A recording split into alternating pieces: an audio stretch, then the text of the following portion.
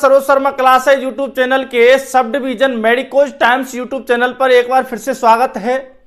हम पढ़ रहे हैं हिस्टोपैथोलॉजी। हिस्टोपैथोलॉजी में हमारा चैप्टर चल रहा है फिक्सेशन और उसमें हम क्लासिफिकेशन ऑफ फिक्सेशन या फिक्सेटिव के बारे में बात कर रहे हैं, जिसमें हम नेचर ऑफ फिक्सेशन क्राइटेरिया के आधार पर किस किस प्रकार से फिक्सेशन या फिक्सेटिव को क्लासिफाई करते हैं उसके बारे में हम बात कर रहे हैं। तो उसी कड़ी में जो एक फिक्सेशन का टाइप है वो है माइक्रोवेव फिक्सेशन। इसके बारे में हम इस वीडियो में बात करने वाले हैं। अगर आपने हमारे चैनल को अभी तक सब्सक्राइब नहीं किया है तो सबसे पहले से सब्सक्राइब कर लें। तो माइक्रोवेव फिक्सेशन, तो जैसा कि नाम है वैसा ही कुछ होने वाला है, यानी माइक्रोवेव फिक्सेशन है तो इसका मतलब माइक्रोवेव जो है उनका वर्क होने वाला है इसमें। अब माइक्रोवेव जो है वो क्या है, हीट प्रदान करती है। अब वो हीट प्रदान करती हैं, उनसे क्या होता है कि उनसे जो मॉलिक्यूल्स होते हैं वो आपस में ऑसिलेट होते हैं और उस ऑसिलेशन के द्वारा ही वो आपस में फिक्स होते हैं। तो ये इसका बेसिक प्रिंसिपल हो जाता है, ठीक है। और माइक्रोवेव जो है चूंकि वेव है इसलिए हर मॉलिक्यूल तक पहुंचती है। तो हम बात करते हैं माइक्रोवेव, इसका अगर हम बेसिक प्रिंसिपल की बात करते हैं तो वो इस प्रकार से है, microwave is a electromagnetic wave. ठीक है, ये क्या है, इलेक्ट्रोमैग्नेटिक वेव यानी ईएम वेव। जब आप फिजिक्स में पढ़ते हैं तब आपको समझ में आती है कि ईएम वेव क्या होता है। ठीक है, चलिए, ऐसी वेव जिनकी फ्रीक्वेंसी कितनी होती है 300 मेगाहर्ट्ज से 300 गीगाहर्ट्ज। तो ऐसी जो इलेक्ट्रोमैग्नेटिक वेव जिनकी जो फ्रीक्वेंसी है वो कितनी होती है 300 मेगाहर्ट्ज से 300 गीगाहर्ट्ज, वो कौन सी होती है, वो होती है माइक्रोवेव। आगे बात समझ में आपको, माइक्रोवेव कौन सी होती है, जिनकी 300 मेगाहर्ट्ज से 300 गीगाहर्ट्ज फ्रीक्वेंसी होती है, वो ऐसी इलेक्ट्रोमैग्नेटिक वेव होती है माइक्रोवेव। चलिए, electromagnetic field is generated by the microwave and the dipolar molecules such as water rapidly oscillate. जैसा कि हमने अभी बताया आपको कि इलेक्ट्रोमैग्नेटिक वेव जो है या माइक्रोवेव है उनकी वजह से एक फील्ड जनरेट होगा। क्या जनरेट होगा, उनकी वजह से फील्ड, जिसे क्या कहेंगे हम, इलेक्ट्रोमैग्नेटिक फील्ड। ये जनरेट होगा किसके द्वारा, माइक्रोवेव के द्वारा। और उसकी वजह से क्या होगा, इलेक्ट्रोमैग्नेटिक फील्ड की वजह से क्या होगा कि जो डाइपोलर मॉलिक्यूल्स हैं, अब टिश्यू है तो उसमें डाइपोलर मॉलिक्यूल कौन सा होता है, वाटर है। ठीक है, इसी प्रकार के जो डाइपोलर मॉलिक्यूल्स होते हैं वो क्या होते हैं, रैपिडली ऑसिलेटेड। ऑसिलेट का मतलब यह है उनमें ऑसिलेशन होता है या कंपन होता है। इस प्रकार से आगे बात समझ में कि माइक्रोवेव जो है जब चालू हम उनको करते हैं तो वो क्या है, इलेक्ट्रोमैग्नेटिक फील्ड जनरेट करती है।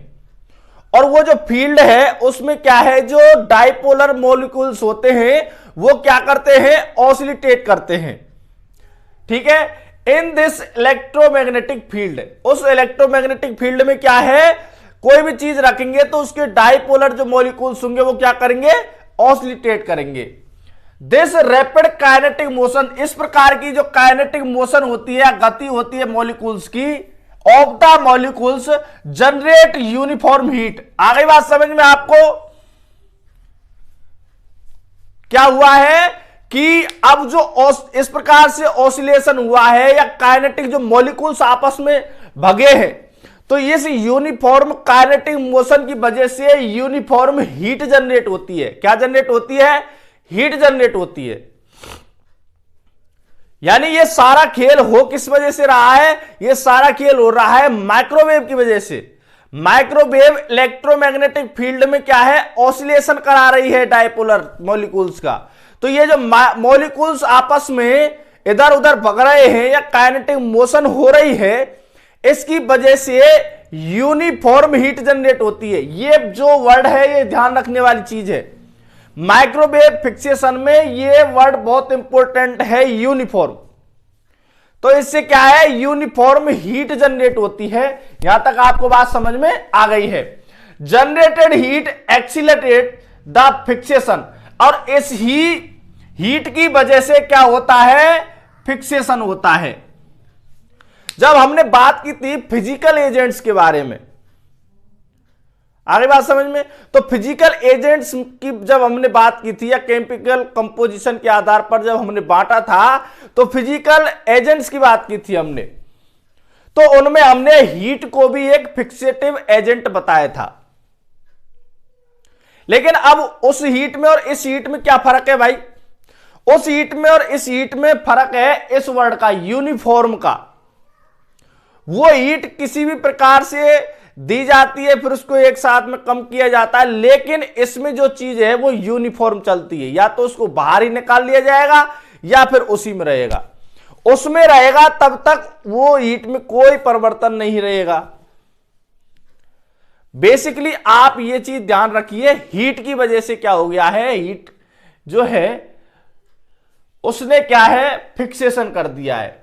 और ये ही जो माइक्रोवेव है, यही प्रोसेस टिश्यू प्रोसेसिंग की कुछ स्टेप्स में भी काम में आता है। तो ये हमने बेसिक प्रिंसिपल की बात की कि बेसिक प्रिंसिपल माइक्रोवेव फिक्सेशन का होता क्या है। पहले हमने जाना कि माइक्रोवेव क्या होता है, फिर हमने बात की कि माइक्रोवेव से क्या होता है, इलेक्ट्रोमैग्नेटिक फील्ड जनरेट होता है। फिर क्या होता है कि अगर उसमें डाइपोलर मॉलिक्यूल्स है, लाइक वाटर है, तो वो क्या है, आपस में ऑसिलेट करते हैं, जिससे कि जो काइनेटिक मोशन है उससे हीट जनरेट होती है, और उस हीट की एक्सीलरेशन की वजह से ही फिक्सेशन होता है। ये इसका बेसिक प्रिंसिपल हो गया है, जो आपको समझ में आ गया है। अब हम आगे बात करते हैं।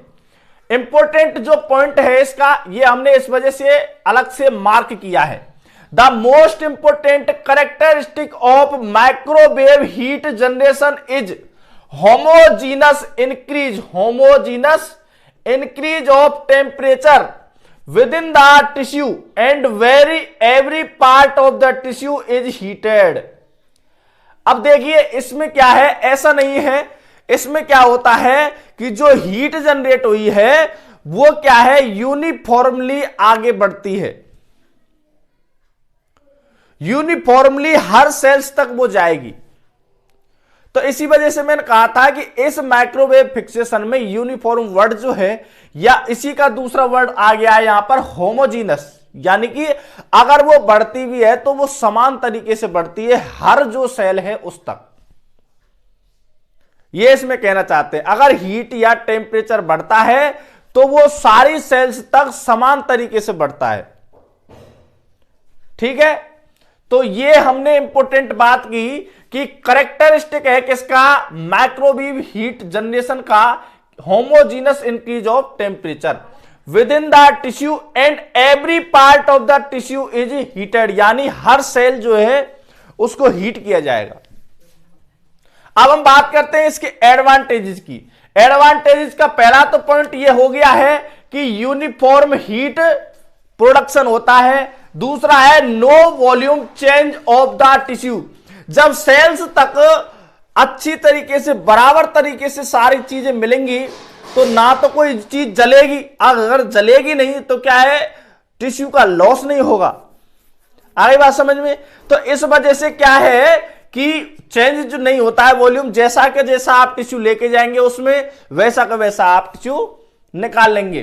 तो यूनिफॉर्म हीट मिलती है, नो वॉल्यूम चेंज है, और टिश्यू गुड फॉर इलेक्ट्रॉन। ये गुड किसके लिए, electron, good for electron microscopy.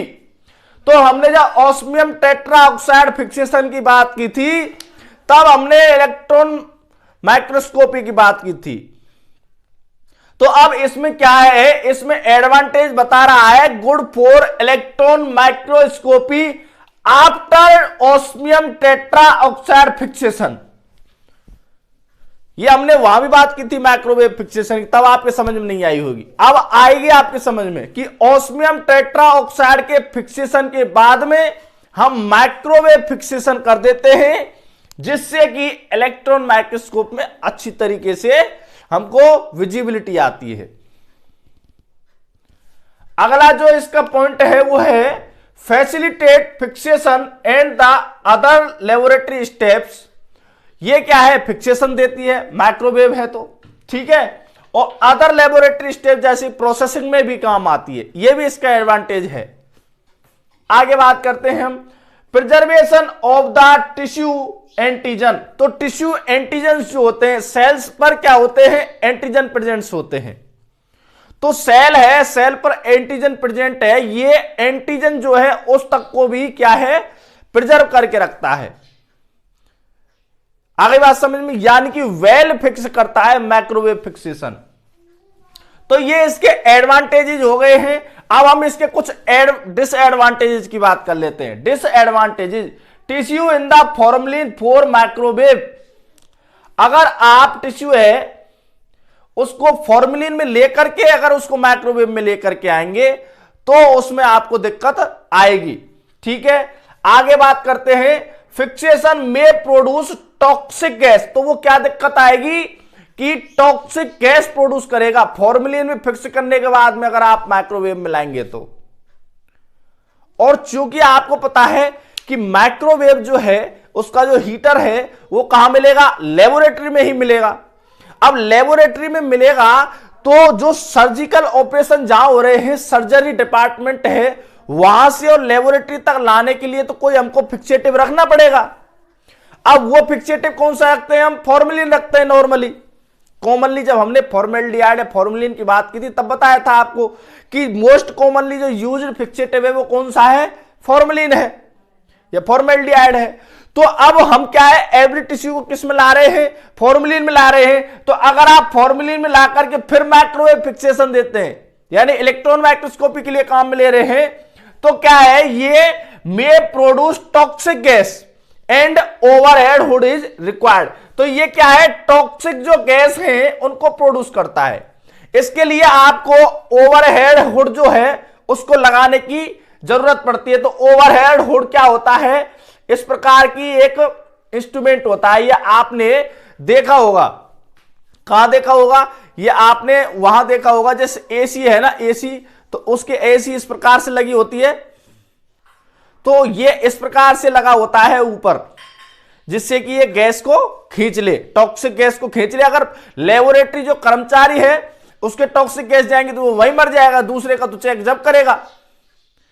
इसलिए क्या होता है, ओवरहेड हुड को लगा देते हैं, इस प्रकार से वो क्या है, उसमें होकर के टॉक्सिक गैस निकल जाती है। तो ये बात आपको समझ में आ गई। आगे हम बात करें हीट इंजरी में अकर फ्रॉम माइक्रोवेव। अब उसमें काम करते हैं तो माइक्रोवेव से क्या है, हीट इंजरी भी हो सकती है, क्योंकि हीट ही जनरेट हो रही है। तो ये इसके डिसएडवांटेज थे, ये एडवांटेज थे। अब हम बात करते हैं कि इसको कहां कहां यूज किया जाता है। चलिए, तो माइक्रोवेव जो